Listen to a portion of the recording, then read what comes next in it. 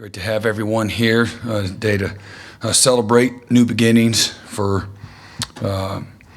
upwards to hopefully would be around 27 newcomers, high school players. Really excited about this group of players that we're bringing in. Expected to be about 13 on defense and 14 on offense as of right now.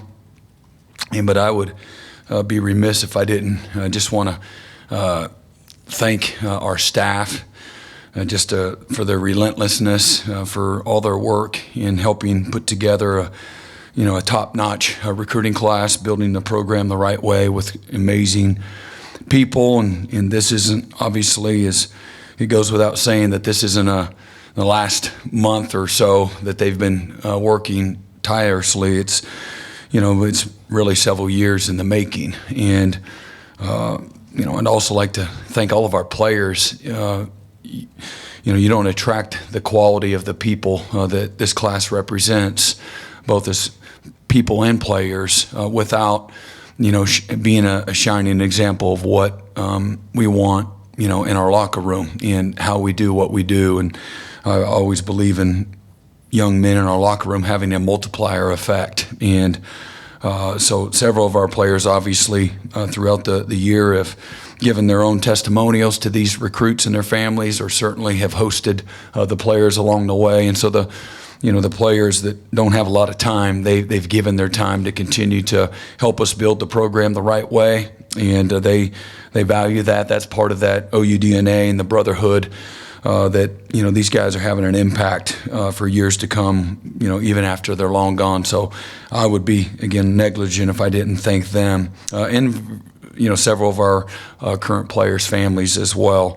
But really excited. We'll represent 15 different states as of right now with the high school kids, and the majority of those players, almost half the class, coming from the state of Oklahoma and the state of Texas.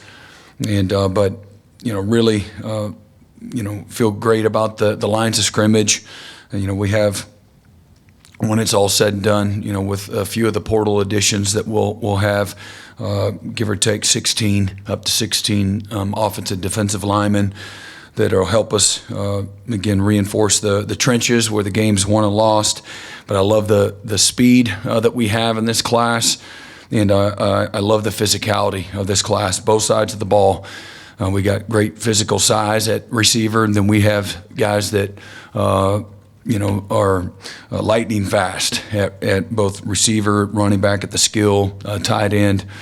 Really excellent group. You got two really good young quarterbacks, and Michael Hawkins and Brendan Zerberg from Ohio that bring a wealth of experience at the quarterback and the high school level. Incredibly talented guys. They got all the right stuff to them from a leadership, instincts, humility, toughness standpoint. Really love the defensive line. I know we've talked about that as being, again, something that everything starts up front, as the saying goes, and it couldn't be more appropriate here with our own David Stone here from the state of Oklahoma via IMG, and Nigel Smith, Danny Okoye, Jaden Jackson, and Wyatt Gilmore, and Danny being another in-state product and from Tulsa. Really excited about that group of guys up front, combined with the guys that we're going to have coming back, transitioning, going into the SEC. We've got length, size, power. It's still a developmental game, but these are guys that have a tremendous foundation, already, and again, been well coached. That's going to help in their transition as well. James Nesta, multi-sport guy that's going to play baseball, a pitcher. He throws over 90 miles an hour. Really appreciate the Coach Johnson and the baseball staff. They played a critical part in recruiting James as well, and giving him an opportunity to pursue both. But he looks like Danny Stutzman, except he's, instead of 235, he's about 215 right now, and but he's got great length and just a great frame, and can run. And man, he'll smack you like a rattlesnake. Man, he is very explosive, natural, speedy contact hitter, great instincts, range. I think he can play all three linebacking positions. I love the secondary. Got a group of 7 in the back end that has tremendous versatility, physical stature, great instincts. Just good football players, whether it's the top player out of Kansas and Michael Boganowski or Eli Bowen, who's one of the best football players in America. It'll be really cool to have him along with his brother here in the secondary. But I'll be honest, and I told Peyton this a year ago, if you don't come, I'm still recruiting your brother. And I told Eli, even if we don't get your brother, I'm still coming after you. So, he's probably had as much ball disruption plays the last few years of any defensive back that I've seen. Just a great player. Jaden Hardy, he played everything, for his team there at the Lou, in one of the best programs in the state of Texas. He can do it all, both sides of the ball. Just a very natural football player. His intelligence is beyond his years. Devon Jordan, right here out of our own Tulsa Union. His instincts, his ball skills, the things that he can do, his speed. Just a big-time player, and he's a big-time human being as well. Just an amazing young man. Jeremiah Newcomb, y'all remember Bobby Newcomb for Nebraska at the quarterback position. Really cool to there was a tremendous mutual respect for Bobby Newcomb, back in the day, and to see him now as a head coach in this great state of Arizona, and his son being one of the star players on their team. Again, a really committed young man that is just a natural DB and a ball hawk. Glad his dad didn't let him play much quarterback, even though he did play a little bit for their high school team. But Jeremiah brings so much to the table, just a natural skill set that's going to transition really well. Another local product, Michael Patterson McDonald, had a fantastic senior year. Really a disruptive safety that can do a lot with all the things that we like to do with our safeties. And then Reggie Powers comes from a great program there at Centerville High School. Is physically tough as a player that we signed in this class. You're looking on again up front, offensive line, Josh Isosa from Edmond Santa Fe, one of the best linemen in the state. Just a fantastic player. He's got size, athletic ability, great agility. He's really worked hard at his game and his development. Isaiah Autry from Mississippi, he's got great length to him and tremendous athletic ability. Just finished up at both the Mississippi-Alabama All-Star game, and then went down and competed really well down at Frisco in the All-American game as well. Eugene Brooks from the state of California, just a real natural, powerful guard, just great girth and size. Really nimble, and he's got a great story about just his development, and he's lost 50 pounds over the last couple of years, and he's still a mountain of a man to really create a lot of opportunity for himself. He's got a great testimony. Daniel Akinkume from England, our first from overseas, and the physical traits that he brings to the table, just incredibly intelligent, well-spoken, sharp, focused, mature. Really expect Daniel to come in here and make this place better right away. And just got a great, again, testimony as well, and a light inside of him that's really infectious. And then our last commitment, Eddie Pierre-Louis from, again, another product of Tampa Catholic. Coach McIntyre and their staff just doing an amazing job down there. Teammate of Lewis Carter. And again, Eddie brings great natural size and power, great speed, sub 13 second, 100 meters for, 320 pound. If you saw him in person right now, you'd think he looks like a 3-year NFL vet defensive tackle.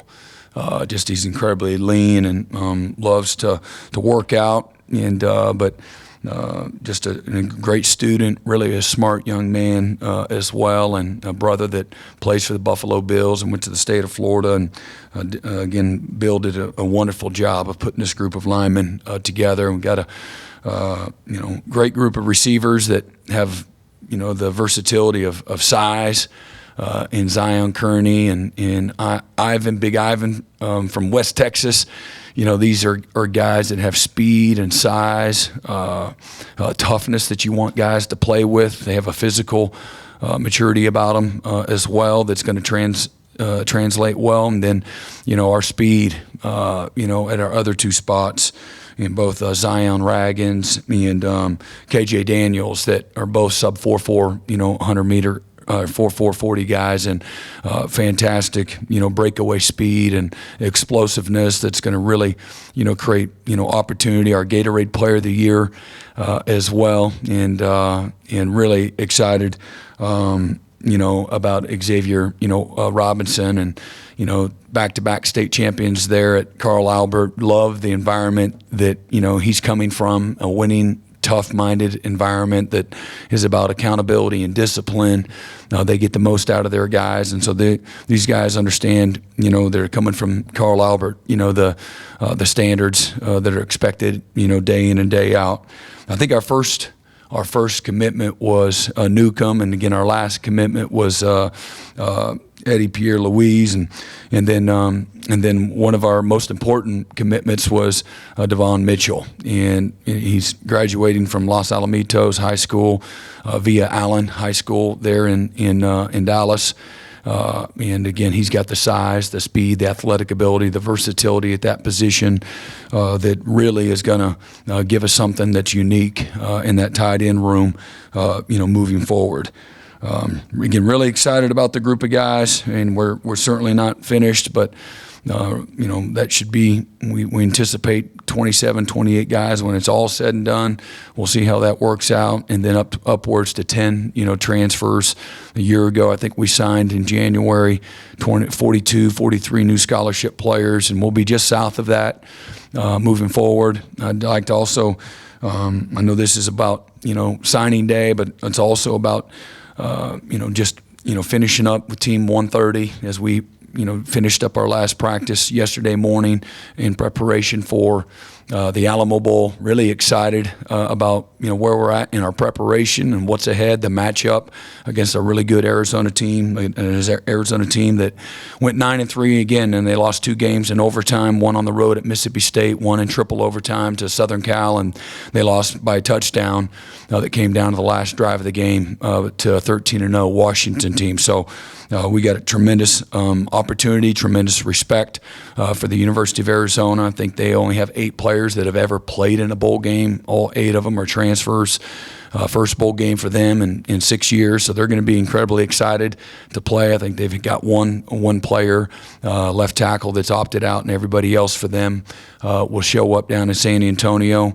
We've got, obviously we were there just a couple of years ago, a great win against the University of Oregon with Coach Stoops at the helm, and so a lot of memories in that regard. We only have 10 scholarship players that were in that game, and so a lot has changed since that time. But again, really looking forward to the hospitality and everything that the Alamo Bowl, the Valero Alamo Bowl represents is first class. And so our guys are really excited. They're going to have a few days off, and we'll get back together on the evening of the 23rd and then head on down on the 24th. Moving forward, our players, I'd like to congratulate them. We had 79 players finish the semester, 3 straight semesters of academic excellence. We averaged 3.0 GPA as a football team, and we had 79 players that had a 3.0 GPA or better, and that you just don't look up and have that happen. That's culture, that's recruitment, that's nurturing, that's standards, and then that's the effort by our academic support staff. What an amazing job, that they do. And sometimes they don't get our players until after practice or after a long day, and so the things that they're able to do to motivate and challenge them is pretty special, and I don't take that for granted, but that's what it looks like to me. Nothing is more important in our program than helping these young men as they navigate their athletic careers, and that's what gets a lot of the headlines. Nothing's going to create more opportunity for them than having their degree, and so that that's the number one purpose in this program, and we're not going to lose our way as we chase excellence on the field as well. It's got to be represented off the field. So that's what it looks like, and I'm really excited to announce that to you all as well. So with that, I'm going to open it up for questions. We'll get to as many as we can. We do need to be done by 11:10 for another event. So let's start with Eric Bailey. Grant, you mentioned transfer portal. I just want to ask you, sometimes you have recruits that you may not get, but in the era of the transfer portal, how important is it to part those relationships with solid relationships, because you never know what will happen in the future? Well, I think people that you talked about not getting, I think sometimes what's reported and what actually whether or not there's a real pursuit can be two different things. So first of all, I would say that we're very intentional. We don't cast a big old net and throw it in the middle of the ocean and see what we get. We are very intentional, looking for the fit, looking for certainly positionally and what we're looking for from an athletic standpoint, a competitive standpoint, leadership standpoint, character standpoint, and again, how they're going to, come into this program and make a deposit, not just on the field, but make this place better. Do they bring value? And because I know, again, this can be very short relationships. Some of these guys will be here just for several months, but it's important to me that we find young men that are going to bring value to our locker room. And so in a very small window, as you alluded to, it's recruiting on steroids. Everything happens really fast. You got to use all your experience and connections and relationships to try to find out as much as you can about these young guys, because that's how I protect the culture of the program. And I'm very culture-centered, fit-centered. Again, I'm looking for people that make us better, guys that can, we're not looking for backups, and we're looking for guys that come in here and make us better, going to make the guys in the locker room better. I tell the players all the time, my job is to put together the most competitive roster I can. Your job is to show up every day and ready to compete.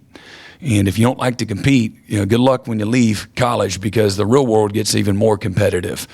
And, teaching these young men the value of hard work and commitment and keeping your head down and control the controllables. Sometimes, young people and old people alike, you get distracted by things that you can't control. And so for the players in our locker room, my expectation is they come in here and, they adhere to the standards of the program, bring value every single day, show up with an appreciation and respect for their opportunity, and chase their best every single day. And regardless of who does or doesn't come in, and when they do come in, man, embrace everybody. And that's the expectation when we recruit and sign these guys, that, again, you're going to get what you earn. You come in there, and I want you to get in the back of the line and show up with effort and toughness and competitiveness. And but obviously, when you sign guys out of the portal, sometimes it's because you lost a lot of players, like we have up front. But we've got 5 high school guys, and we look to sign 4 offensive linemen to go along with the returning players that we have, and to get to our numbers. Those numbers aren't ever going to change, where we feel like we need to hit those numbers to have competitive depth. And but I want a locker room that's about development. I think that there's a certain level of attractiveness but certainly a high school, but from a portal standpoint, and what we can do from a resource standpoint, the coaching acumen, whether it's the strength and conditioning, it's the elite recovery, it's the nutritional opportunities, and certainly the X's and O's, the schemes and things of that nature. I think the young men are looking for continued development as well to help propel their careers beyond the University of Oklahoma. But for our own players, this is a developmental game. The more you practice, the more challenge that you have, the more change that you can create and the improvement. Usually your best players are guys in that 4th and that 5th and that 6th year, because of experience and the maturity, how you think, how you show up every day, usually translates to, consistency on the field.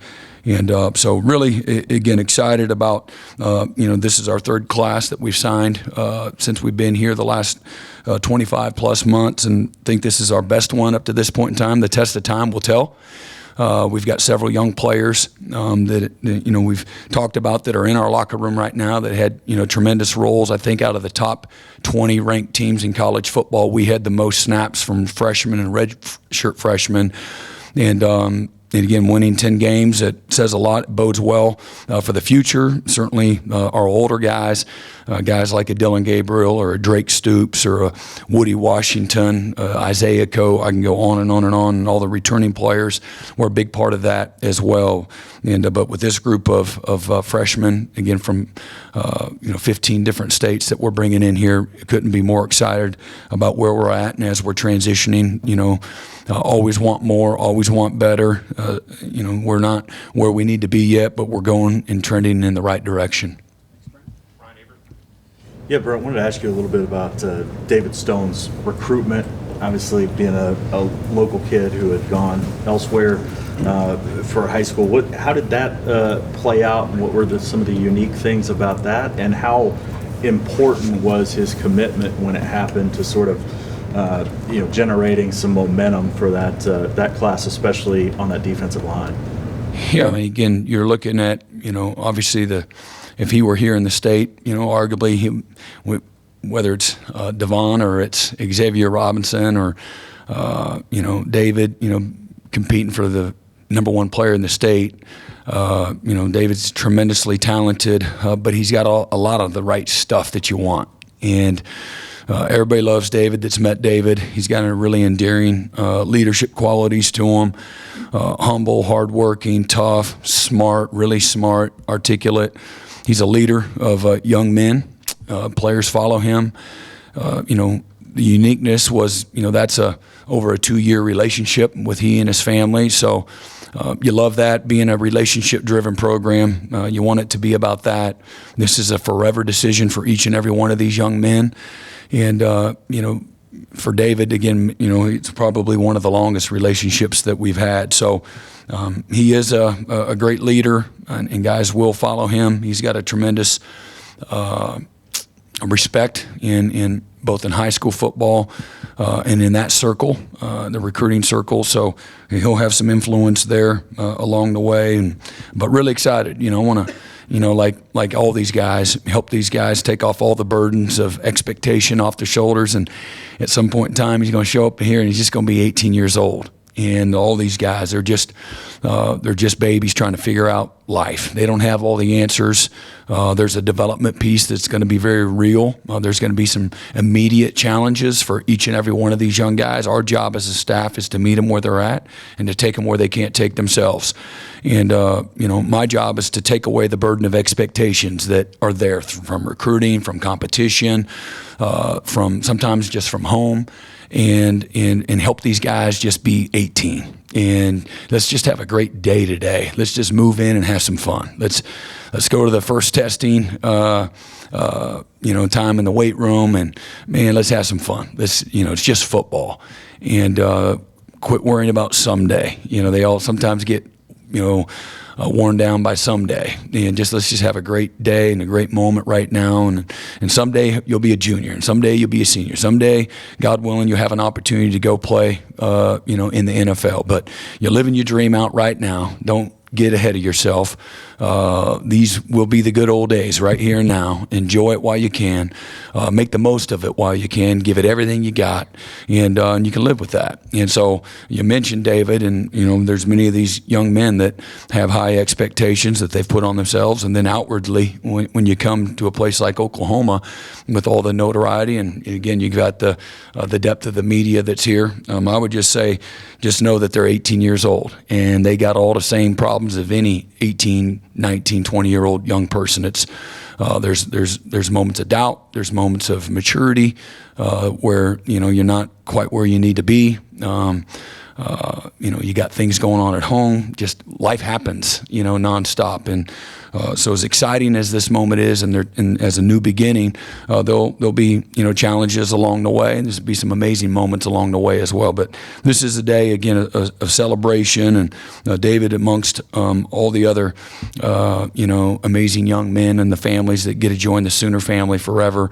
What an honor it is to have all of these guys represented from 15 different states, and excited for David, as well as we are with the rest of the guys. Yeah, Brent, it feels like defensive line recruiting is more difficult than it's ever been. Why do you think it's so hard to recruit elite defensive linemen, and how crucial was it for you guys to get this kind of a class? There's just, it's a law of supply and demand. There's just not as many of them. And it's been that way since football, became a sport.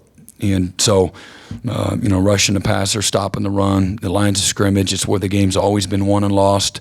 So that's not a new revelating thing, but there's just not as many of them, that are able to play at a really, really high level. And so there's a body, you're looking for certain, dynamics and, your length, your size, your power, your quickness, your ability to, from a refinement standpoint, to rush the passer and, recreate a line of scrimmage, block recognition, the fundamentals that go along with it. Not everybody's developed the same way. And so we've got a group of guys that really have a unique skill set, but also have some, a tremendous foundation of fundamentals too. And probably, when you look at the front seven, the area, if it's not strength and power, that young people aren't quite there. If it's not that, it's usually the use of hands and block recognition. The linebackers on the second level be able to get off of blocks, and same thing, the block recognition for the guys up front, be able to, to be able to play the different blocks the right way, and then transition from run game to your pass rush. And those things usually take a little longer, but this is a group of guys that have been incredibly well coached, whether it's, again, you look at Nigel Smith from Melissa, when you drive on down I-35, head south, and you come to Melissa and the new stadium that's there. It's very reminiscent of what you saw Allen, Texas several years ago, and the commitment to football in the great state of Texas is a very real thing. But the depth and the level, the excellence of the coaching. Obviously, we're signing a couple guys from IMG. We've had great experience through the years. Jaden Jackson and David Stone, they're going to be very well coached and have a little bit more of a mindset of what the routine in college looks like, the commitment and those types of things that day in and day out requires. Danny Okoye, although he played in a homeschool league, his talent is freakish. His development is really, they did a nice job at Noah and getting him to this point. And then he's been a guy that's a football junkie, worked on his craft on his own, and he's got great humility, great self-awareness, really intelligent young guy that has really worked hard at developing his game. And then again, one of the top players, if not the top player in the state of Minnesota, in Wyatt Gilmore. We identified, Wyatt a long time ago as a guy that, man, he's got all the stuff that the great ones have. He's got a motor, he's got instincts, he's got a great get-off, got a great body, really refined. It works hard at, all the fundamental things of the game. And but what I love, this is a hungry group of young men that have humility, the physical toughness. They love the game, have all the right characteristics that you want that's going to help continue to promote growth and development quickly. Coach Taylor has signed. Do you want to say anything about him? So, and Taylor Tatum, again, from Longview, we know what that program represents. We've had several Sooners that have come from, the University of Longview, and Coach King and what that staff is all about. You're going to get somebody, another multi-sport player, and Taylor Tatum. He take the top off the defense. He's a home run hitter at running back. His power, his speed, his instincts. Just very reminiscent of some other great backs that we've had from East Texas, and some of the skill set. And got great size and power. Tremendous baseball player. Is going to play baseball here at the University of Oklahoma. And again, another, fist bump to Coach Johnson and the staff for all of their help in facilitating the recruitment of Taylor. Amazing family. And again, coming from a program that has very, very high standards and expectations. And again, the physicalness that the game requires, this is something that he epitomizes. So, he has great speed and really intelligent, smart young guy, but he's got the physical stature as well that's going to help transition quickly. And back, Parker. Yeah, Coach, obviously, as you mentioned earlier, the nucleus, your class is from Oklahoma and Texas, but, you did go grab a kid from Minnesota, as you mentioned. You got one from North Carolina, from Arizona. You went overseas to get Daniel Akakumi. What do you credit that ability to recruit from pretty much anywhere to, more so than anything else? Yeah, the standard of Oklahoma. People remember decade after decade after decade after decade of Oklahoma excellence. And so I would just say it goes back to all those coaches and players that have represented Oklahoma for such a long time. It's a true blue blood. The door's always open for a program like Oklahoma. There's an attachment to Oklahoma that, winning and excellence and development and toughness and championships that has been represented. And so that's the memory of everybody from coast to coast and now, again, across seas, internationally as well. So there's an attachment, when you sign up to OU DNA or the Brotherhood, that these guys recognize the value of that. And so we can get into really any home across the country. And then back, John Hoover. Brent, you mentioned the word intentional earlier and value. As you stack these classes now, top 10 classes or whatever, you've been up against the SEC. You've seen it firsthand. A lot of your staff has been in the SEC, seen it firsthand. You guys getting what you want to compete in that league? We're always working to be better, and we certainly are competitive. We want more, and we're going to need more. Whatever that means, it's all-encompassing. It's incredibly competitive. It's relentless. It's year-round. It's challenging. There's smart coaches, and there's a lot of programs that have a lot of resources, just like Oklahoma. And so it's a very real competition, and one that isn't just going to go away. You're going to win some and not win some, but you need to win more than you lose. And so everybody here in the program, from the president all the way to the athletic director, and then everybody else, the recruiting staff, the coaches, the families, the players, everybody, there's a real commitment to it.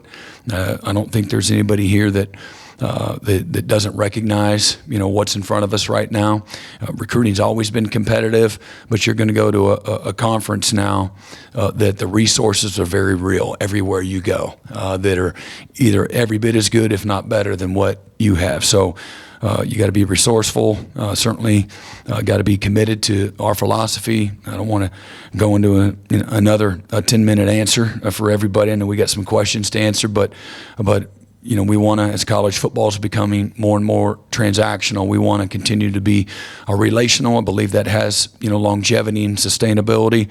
But at the same time, things have changed dramatically in the last 3 years in college football. That goes without saying. And the fluidity of rosters is a very real thing. The lack of stability of rosters is a very real thing.